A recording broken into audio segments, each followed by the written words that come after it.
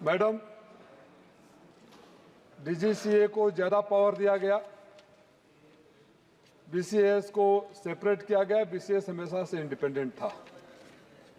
सवाल ये है कि जो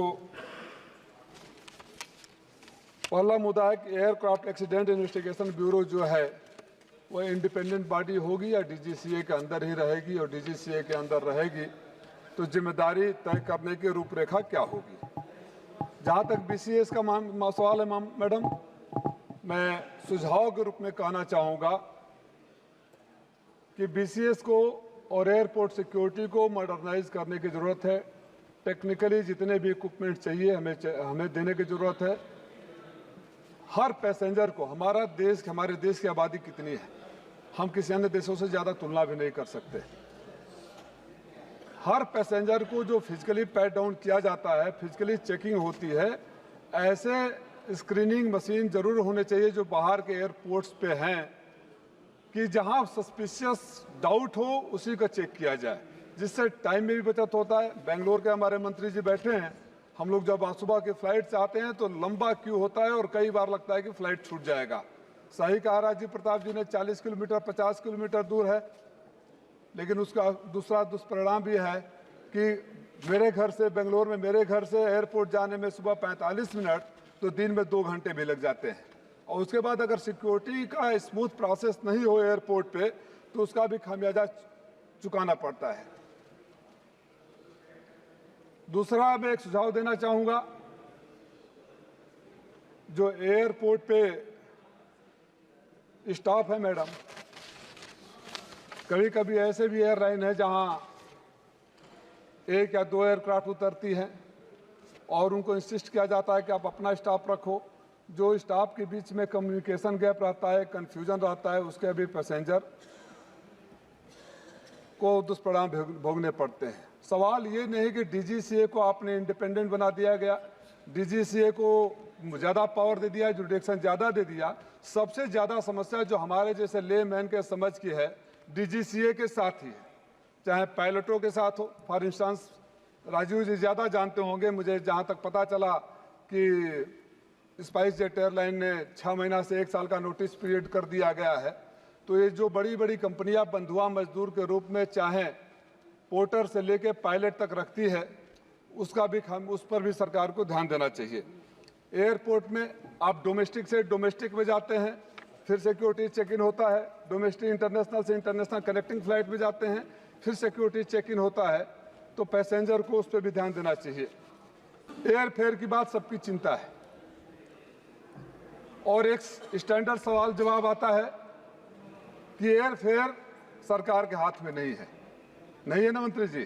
तो नारा किसने दिया था कि हवाई चप्पल वाले को हवाई जहाज में बैठाएंगे? जब आपके हाथ में है ही नहीं तो नारा किसको बेवकूफ बनाने के लिए दिया गया था?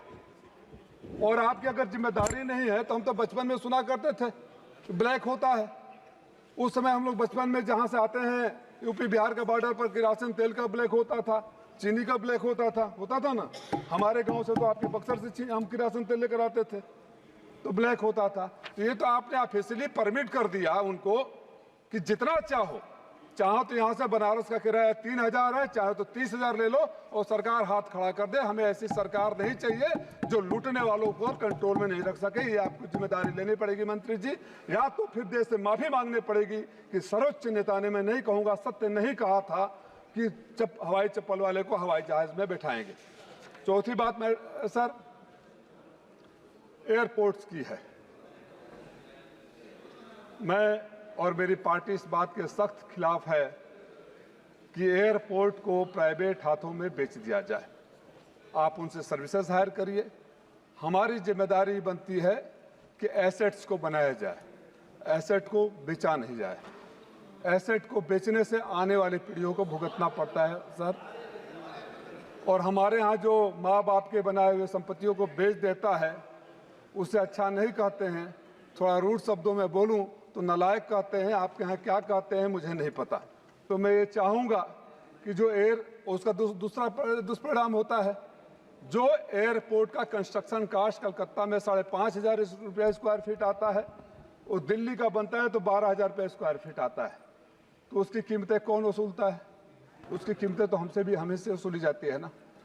अभी CISF को हटा दिया गया most of the security check point से, प्राइवेट लोग आए हैं, अब वहाँ सिक्योरिटी का भी सरकार को देखना चाहिए। हम सरकार को पूरी तरह से सपोर्ट करते हैं, जहाँ भी सिक्योरिटी चेकिंग की बात हो, सिक्योरिटी की बात हो, उसके साथ कोऑपरेशन है, लेकिन सिक्योरिटी कैसे स्मूथ हो जाए इस पर भी ध्यान देने की जिम्मेदारी सरकार की है। और जो प्राइवेट हाथों में दे दिया जाता है, इस पर भी दो चीज़ मेरा व्यक्तिगत रूप से सुझाव है। अगर एक व्यक्ति या एक कंपनी के हाथ में देश के सारे एयरपोर्ट्स को दे देंगे या अधिक से अधिक एयरपोर्ट को दे देंगे, and for that matter you hand over most of the assets to any individual, any companies hand, और कल को उसका कुछ भी उल्टा होता है तो आपने तो पूरे देश के सिस्टम को एक हाथ में दे दिया है। और ये जो सॉफ्टवेयर जो मुझे समझाया गया है, बताया गया है, जो डायनामिक एयरफेयर की बात करते हैं, उन्हीं के हाथ में होता है।